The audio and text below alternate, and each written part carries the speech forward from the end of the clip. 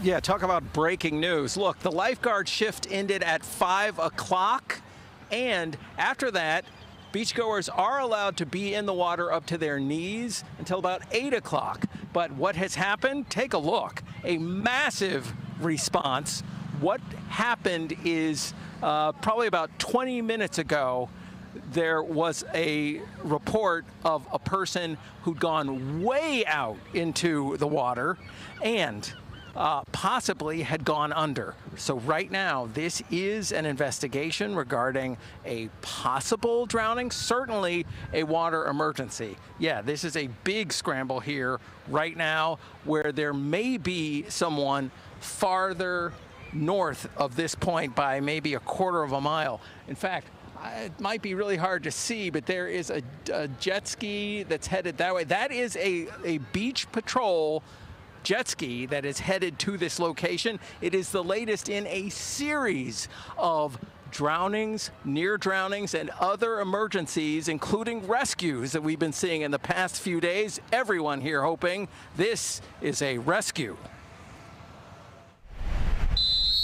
That sound and sight of lifeguards at work has been frequent.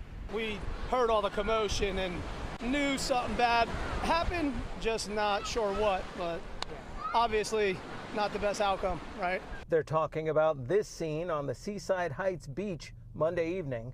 That's where a 31-year-old man drowned after being pulled into a rip current with a group of 4 other people at around 6:30 p.m., an hour and a half after the lifeguard shift ended. Police spotted the group in distress. We were quick. If we weren't there within 2 minutes, there would have been 5 lives lost. Because the one 16-year-old took a lot of water, and we almost lost him, but he made it. It happened hours after a 77-year-old woman drowned off Manhattan Beach in Brooklyn.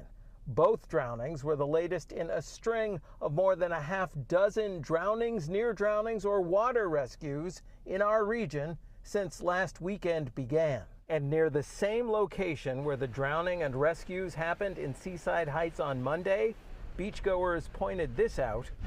I did witness them pull someone out the day before. Someone got a little swept away and pulled out, and they did a great job. Had like kind of a caravan of like 5 people pulling them in. It's just common sense. If there's no lifeguards there, don't swim.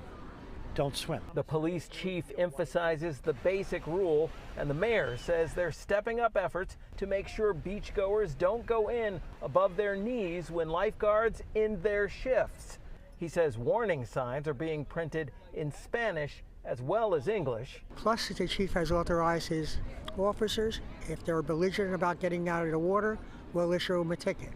And if they're belligerent that far, they'll be arrested.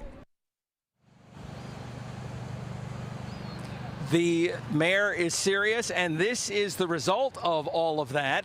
Now, what we're being told by law enforcement sources here is that there are 2 people who are in distress in Lavalette, which is just north of the Seaside Heights line. So that's why we saw that massive rush toward that direction, probably about 3/4 of a mile north from here.